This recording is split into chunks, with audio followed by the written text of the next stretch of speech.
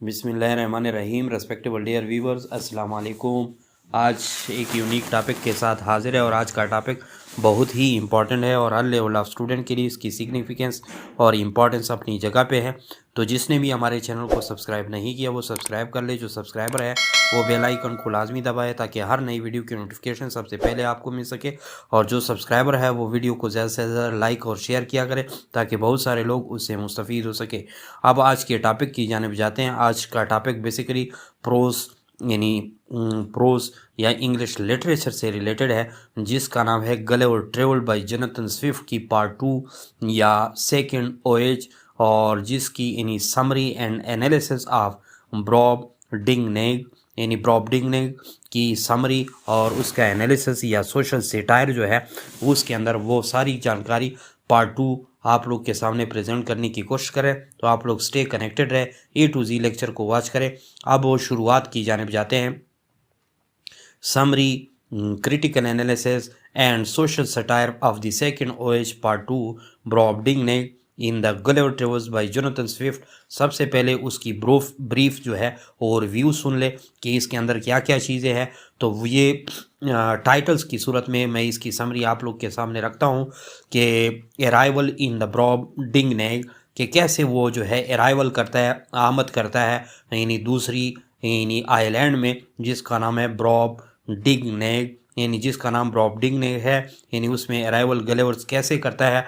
तो सेकंड ओएज पर जाने से पहले गलिवर फाइंड हिमसेल्फ, गलिवर जो है उसी तरह शिप लेकर एज ए कैप्टन, ऐसे जहाज़ का जो कैप्टन होता है शिप लेकर, और फिर जब वो दोबारा ही वो स्टॉर्म का शिकार हो जाते हैं, तूफान का शिकार हो जाते हैं, तो वो एक अलहदा या एक आइलैंड पे अपने आप को पाता है। और वो आइलैंड, उस आइलैंड का क्या मतलब है, जजीरे का क्या नाम है, ब्रॉब डिंगनेग उसका नाम है।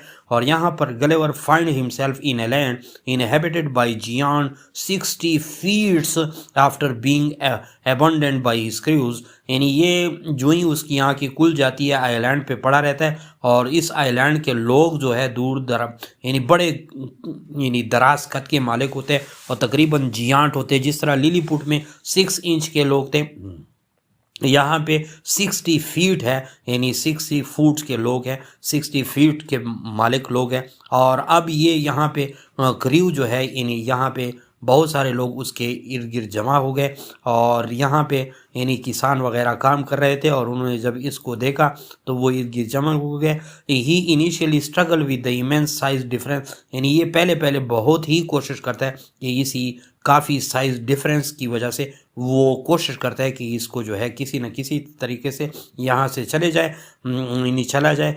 कैप्चर्ड बाय जियांट, लेकिन ये जियांट लोग उसको पकड़ लेते हैं। The inhabitant who are around 60 feet tall discovered Gulliver and take him captive, और उसको अपना जो है कैदी बना लेते हैं। और इसी तरह ही becomes an object of curiosity and entertainment, और यही इसी पॉइंट में कि वो उसको कैप्चर कर लेते हैं, कैप्टिव कैदी बना लेते हैं। तो यहाँ पे सेटायर जो है या उसका जो पॉइंट बनता है, ये इन लोगों के लिए एक क्यूरासिटी तजस्सुस का बायस है, और दूसरी सोर्स ऑफ इंटरटेनमेंट है। जिस तरह बच्चे खिलौने के साथ खेलते हैं, इस तरह ये लोग भी उसके साथ इस तरह खेलते हैं। इसके बाद लाइफ इन कैप्टिविटी, कैसे जब वो किसान अपने घर ले जाता है तो उस पे कहाँ वहाँ पे Gulliver describe his life in the captivity, emphasize the kindness of his giant captor, particularly the farmer and his daughter Glumdalclitch. Glumdalclitch जो है ये उस फार्मर की, किसान की बेटी है जो घर में उसका ख्याल रखती है, और एक खिलौने एक उसमें उसको अपनी जगह में रखती है, उसके कपड़े वगैरह चेंज करती है और बड़ी काइंडनेस के साथ पेश करती है।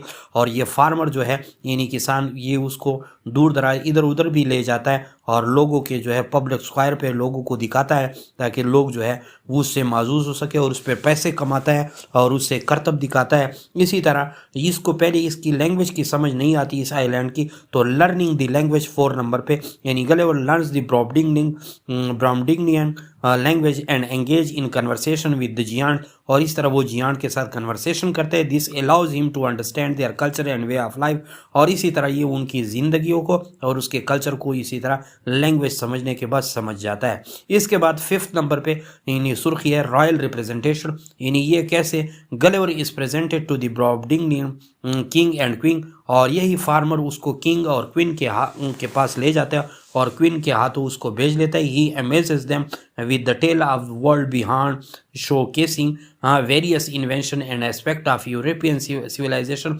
और वहाँ पे जब वो यानी क्वीन के हाथों वो बेचा जाता है तो क्वीन के साथ और ये किंग के साथ और किंग के कोर्ट में या दरबार में ये काफ़ी जो है फ्रेंक हो जाता है, और उनको जो है बादशाह के साथ गुफ्तगू में उसको यूरोपियन कंट्रीज़ के सिविलाइजेशन या तहजीब के बारे में, वेरियस इन्वेंशन ईजादात के बारे में और दूसरे एस्पेक्ट ऑफ यूरोपियन सिविलाइजेशन के बारे में बताता है। इसी तरह मज़ीद गुफ्तगू में यानी 7 नंबर पे पॉलिटिकल क्रिटिक यानी सियासी तनकीद भी करता है। Swift uses Gulliver interaction with the Brobdingnagian to satirize European politics society and culture, यानी ये यूरोपियन के पॉलिटिक्स और यानी सियासत को, सोसाइटी को और कल्चर को सेटेरिकल अंदाज में टारगेट करता है। Highlighting the flaws and absurdities he observe, और उसके अंदर फ्लाज और अब्सर्डिटी को जो वो मुशाहिदा करता है वो बयान करने की कोशिश करता है। इसी तरह इसी ही ब्रॉबडिंग में रहते हुए डिस्कशन ऑन ह्यूमैनिटी, यानी ये हमेशा डिस्कशन यानी उस कोर्ट के लोगों के साथ, क्वीन के साथ और ख़ास तौर पर किंग के साथ वो बहुत ही डिस्कशन करता है, और उसकी डिस्कशन ह्यूमैनिटी भी हो जाती है। Gulliver engage in a philosophical discussion with the king about human nature, society and the flaws of European civilization. The king is a critical of the Gulliver account, और इस पे बादशाह जो है उसको कोई जो है अहमियत नहीं देता। जितनी भी सोसाइटी, जितने भी ह्यूमन नेचर और फ्लाज ऑफ यूरोपियंस यानी सिविलाइजेशन वो बताता है। इसके अलावा ये इसकी एक्सपीरियंसेस विद द इंसेक्ट, यानी जब फार्मर के घर होता है तो वहाँ पे यानी बेड पे 2 रैबिट आ जाते हैं और एक रैबिट को वो नाखून यानी नाइफ से यानी मार भी लेता है, और दूसरा जो है यानी ये उससे काफ़ी बड़े होते हैं, बहुत बड़े बड़े। और इसी तरह यहाँ पे भी इंसेक्ट के साथ या अशरात के साथ यानी एक्सपीरियंसेस विद द इंसेक्ट, यानी Gulliver describe his encounter with the tiny creature in Brobdingnag, यानी ये उसके लोगों की बनिस्बत टिनी क्रिएचर है। अगरचे यहाँ पे घास भी और सब कुछ भी यानी सब चीज़ की साइज़ इतनी बड़ी हुई है, जियांट है, वहाँ पे ड्वार्फ था यानी वहाँ पे पिगमीज थे या बोना थे या छोटे छोटे लोग थे, यहाँ पे जियांट या गाइगेंटिक लोग हैं या बड़े बड़े लोग हैं, और portraying the reversal of scale from his previous adventures in the Lilliput. ये जो इंसेक्ट उस पर हमला करते हैं और यहाँ पे बिग साइज़ के लोग होते हैं, ये बेसिकली उसके लिलीपुट के एडवेंचर की यानी प्रीवियस से रिवर्सल है या उल्टा उसकी पोर्ट्रेइंग है कि वहाँ पे छोटे थे, यहाँ पे बड़े हैं।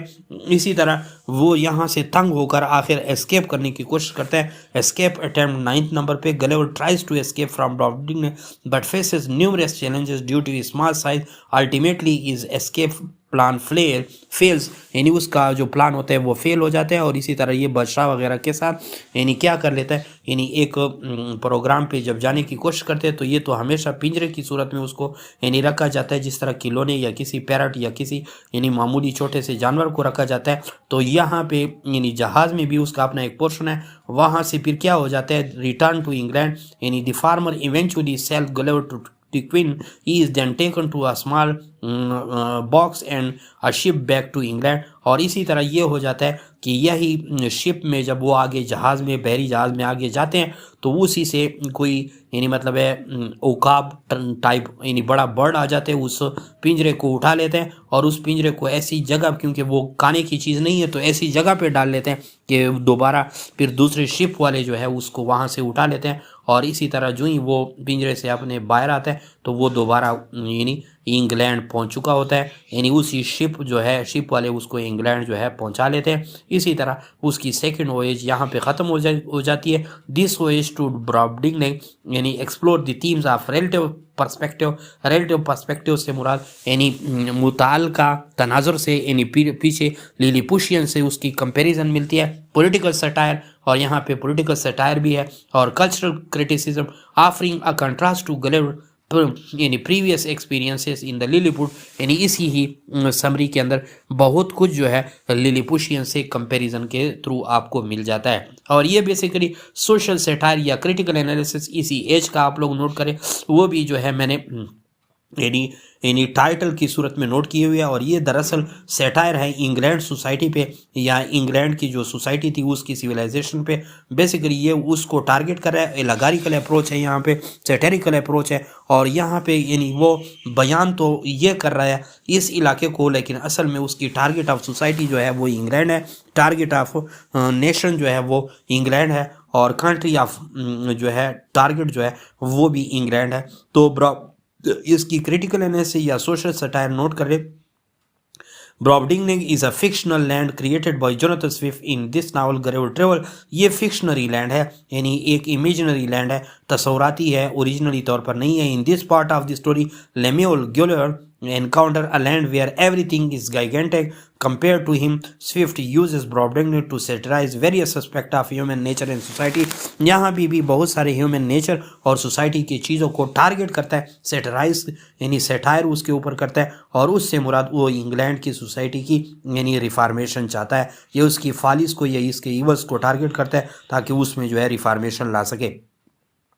नंबर 1 जियोग्राफिकल डिस्क्रिप्शन इस ब्रॉबडिंग ने की है। Swift describe Brobdingnag as a land with the huge trees, vast plains and towering mountains. This exaggeration highlight the extreme of scale, emphasize the absurdity of situation. यानी यहाँ पे हर चीज़ जो है बड़ी है, चाहे वो प्लेन्स हो, वसी वारीज मैदान हो, या टावरिंग माउंटेन्स हो, या ह्यूज ट्रीज हो। ये इसी वजह से एग्जेजरेशन हाइपरबोली भी इस्तेमाल करते हैं, हाइपरबोलिज्म भी इस्तेमाल करते हैं। और ये इस चीज़ पे जोर दे रहा है, एक्सट्रीमिज्म दे रहा है, यानी इस चीज़ पे जोर दे रहा है ताकि इस सिचुएशन को आप लोग समझ जाएं। और लिलीपुशियन के साथ कंपैरिजन में कि वहाँ छोटे थे यहाँ चीज़ बड़ी है, तो इस ज्योग्राफिकल डिस्क्रिप्शन को यहाँ पे सैटेरिकल अंदाज में वो अच्छा बनाने की कोशिश करता है। तो इस तरह नंबर 2 में इनहेबिटेंट करेक्टरिस्टिक्स, यानी यहाँ पे ब्रॉबडिंग के लोगों की क्या करेक्टरिस्टिक थी। The Brobdingnag people are portrayed as physically immense, जिस्मानी तौर पर वो काफ़ी बड़े हैं, but their moral and intellectual qualities are question.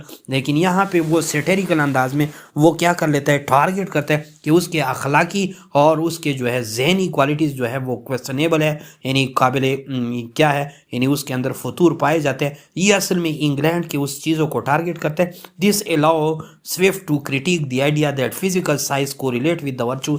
यानी इसका मतलब यहाँ पे ये बनता है कि फिजिकल जो साइज होती है वो उसका वर्चू के साथ को रिलेशन होता है, या को रिलेट या वो मुतालिक या ताल्लुकदार होती है। यानी इसका मतलब है कि बड़े लोगों के अंदर ज़रूरी नहीं है कि क्वालिटीज़ और क्वेश्चन, या छोटे लोगों के अंदर, यानी वो यहाँ पे यही समझाने की कोशिश करते हैं कि फिजिकल साइज जो है ये वर्चू के साथ रिलेटेड है। यानी बड़े कद वाले या इंतहाई छोटे कद वाले लोग ज़रूरी नहीं है कि वो वर्चूस हो। इसी तरह 3rd नंबर पे इसी ही यानी लैंड में या इसी ही ब्रॉबडिंग में पॉलिटिकल सटायर वो कैसे इंग्लैंड सोसाइटी को टारगेट करते हैं। The political system of Brobdingnag reflect Swift criticism of the European political landscape. यानी इससे वो यूरोपियन पॉलिटिकल के यानी उसी मैदान को या इंग्लैंड की यूरोपियन कंट्रीज़ को वो बयान करते हैं। Through the discussion with the king Gulliver critics issues like war, corruption and the absurdity of court politics. यानी कोर्ट या दरबार के अंदर जो पॉलिटिक्स होती थी, करप्शन होता था, वार होते थे, इस किस्म के पहलू पर वो किंग के साथ डिस्कशन करता है। और असल में वो टारगेट करता है उसी इंग्लैंड सोसाइटी और पॉलिटिकल फिगर को। इसी तरह 4th नंबर पे साइंटिफिक एंड टेक्नोलॉजिकल क्रिटिक से मुराद क्रिटिकल एनालिसिस होता है, तो बेसिकली या सटायर होता है।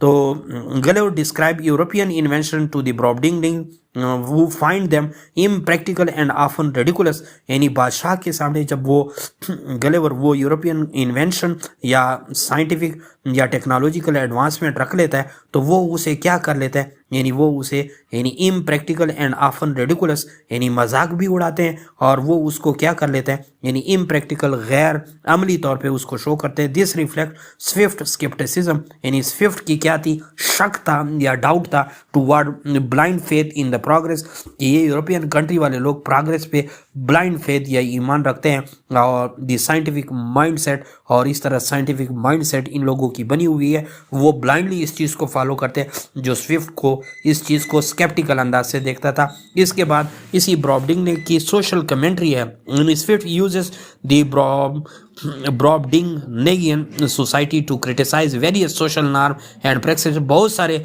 सोशल नॉर्म एंड प्रैक्टिसेस को भी इसने यहाँ पे तबसरे में लाया है। यानी कैसे, यानी discussion on laws, punishment and cultural custom serve as a platform for swift satirical commentary on the human behavior। Human behaviour को शो करने के लिए वो उसके कल्चर, वो उसे पनिशमेंट और उसके लॉज और उसके सोसाइटी के नॉर्म और प्रैक्टिसेस पे ही बहस कर देता है। इसके अलावा इसी ही उसमें यहाँ पे रिलीजियस क्रिटिक भी आपको मिलती है, रिलीजियस सटाइज भी मिलता है। द ब्रॉबडिंग यानी the Brobdingnagian king is unimpressed with the Gulliver account of European religious conflict any exposing any Swift skepticism about the role of organize religion in the society. यानी जितने भी स्कूल ऑफ थॉट से, चाहे वो religion थे, चाहे वो politics था, चाहे भी जो भी सोसाइटी के अंदर ये उसको जो है वो स्केप्टिकल अंदाज से, स्केप्टिकल आई से या स्केप्टिकल लेंस से वो देखता है और उसको सेटराइज करने की कोशिश करता है, बादशाह के सामने बयान करता है, लेकिन वो उससे इम्प्रेस नहीं होता। यानी असल में ये सेटायर जो है, यानी बेसिकली स्विफ्ट या जोनाथन स्विफ्ट इससे इम्प्रेस नहीं था, तो इसी वजह से बादशाह को अपने ही रूप में दिखाता है। इसी तरह गलेवर इनसिग्निफिकेंस, यहाँ पे गलेवर की साइज इंतहाई छोटी है, इसी वजह से ये लोग इनसिग्निफिकेंट, इसको अहमियत इतने नहीं देते। यानी गलेवर स्मॉल साइज इज द ब्रॉबडिंग ने reflect is in insignificance in the grand scheme of things. और बहुत सारे यानी ग्रैंड स्कीम ऑफ थिंग के लिहाज के बावजूद भी उसकी अहमियत नहीं है। This underscore Swift broader message about human folly and the pettiness of certain social concern, कि ये इस चीज़ के बारे में वो करते हैं, ब्रॉडर मैसेज आगे कन्वे करते हैं कि ह्यूमन की, यानी इंसान की कितनी हमाकत है, कितनी जो है उसकी पिटीनेस है कि वो इतने सोशल कंसर्न रखता हो, इतनी इम्पॉर्टेंट शख्स होने के बावजूद भी उसे अहमियत न दी जा रही हो। तो बेसिकली ये तो था उसके यानी सैटेरिकल अंदाज में बहुत सारी चीज़ों के बारे में यानी तबसरा था, जो मैंने आप लोग के सामने रख दिया। नीचे जो है प्रोफेसर सईद इशफाक अहमद शाह एब्राइड इंग्लिश लर्निंग है पर आप लोग हमारे चैनल को सब्सक्राइब कर सकते हैं और हमारे फेसबुक पेज को लाइक एंड फॉलो कर सकते हैं। थैंक्स।